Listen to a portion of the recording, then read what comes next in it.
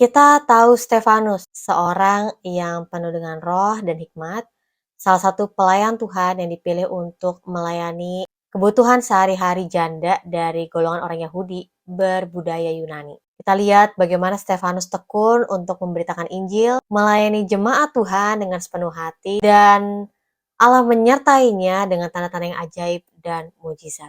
Tetapi Stefanus justru ditangkap, diinterogasi, diperhadapkan dalam sidang mahkamah agama, dan berakhir dilempari batu. Pernah nggak kita berpikir apakah Stefanus tidak takut dengan resiko memberitakan Injil? Apakah Stefanus tidak takut dengan bayang-bayang dari orang-orang yang ingin membunuhnya karena memberitakan Injil? Apa yang Stefanus pikirkan dan apa yang Stefanus lakukan ketika berada dalam detik-detik kematiannya? Kita akan belajar dari sikap dan perkataannya Stefanus dalam detik-detik terakhir hidupnya yang dapat membuat kita mengerti keyakinan dan pengharapan Stefanus kepada Kristus. Kisah para Rasul 7 ayat 54 sampai 56 dikatakan, ketika anggota-anggota Mahkamah Agama itu mendengar semuanya itu, sangat tertusuk hati mereka.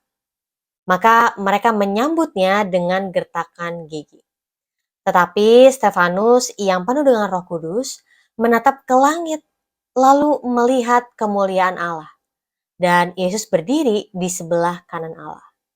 Lalu katanya, sungguh aku melihat langit terbuka dan Anak Manusia berdiri di sebelah kanan Allah. Jadi dalam detik-detik terakhir dari hidup Stefanus, sebelum ia dilempari batu dan mati, Stefanus menatap kepada langit dan menyaksikan Kristus ada di sebelah kanan Allah. Sekalipun saat itu di sekeliling Stefanus sangat ribut, rusuh karena ada begitu banyak orang yang ingin membunuh Stefanus, tetapi fokusnya Stefanus adalah kepada Kristus, bukan kepada keadaan di sekitarnya.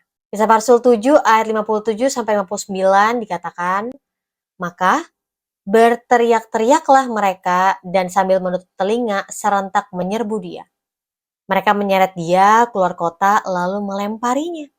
Dan saksi-saksi meletakkan jubah mereka di depan kaki seorang muda yang bernama Saulus. Sedang mereka melemparinya, Stefanus berdoa katanya, ya Tuhan Yesus, terimalah rohku. Sambil berlutut, ia berseru dengan suara nyaring, Tuhan, jangan tanggungkan dosa ini kepada mereka. Dan dengan perkataan itu, meninggallah ia. Jadi ketika Stefanus berfokus kepada Kristus, Stefanus menyerahkan rohnya kepada Kristus. Gak lupa juga, di tengah-tengah himpitan antara mati dan hidupnya, Stefanus masih sempat-sempatnya mendoakan orang-orang yang melemparinya dengan batu. Teladan yang bagus banget ya.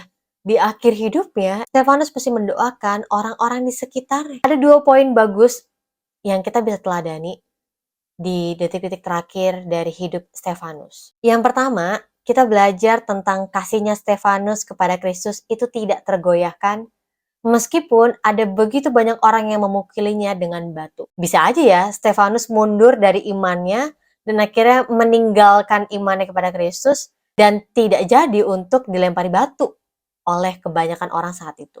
Tetapi Stefanus tetap menaruh fokusnya kepada Kristus. Tetap percaya, tetap berharap hanya kepada Kristus. Sekalipun ada begitu banyak batu yang dilemparkan kepadanya, ada begitu banyak penderitaan yang dia alamin karena nama Yesus. Keren banget ya.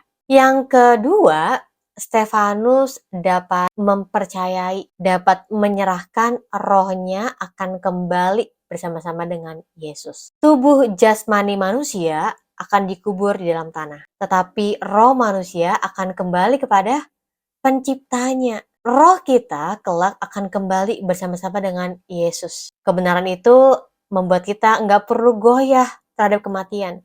Karena tidak hanya berakhir pada kematian, kita akan mengalami kebersamaan secara utuh bersama dengan Kristus. Di akhir hidup Stefanus, Stefanus masih sempat-sempatnya mendoakan orang-orang yang melempari dengan batu. Stefanus mendoakan orang-orang itu kepada Yesus. Stefanus tidak pergi dengan sebuah niatan dendam atau sebuah niatan untuk menghakimi orang-orang yang menganiayanya, tetapi Stefanus justru mendoakan mereka sebagaimana Yesus di atas kayu salib juga mendoakan orang-orang yang menganiayanya.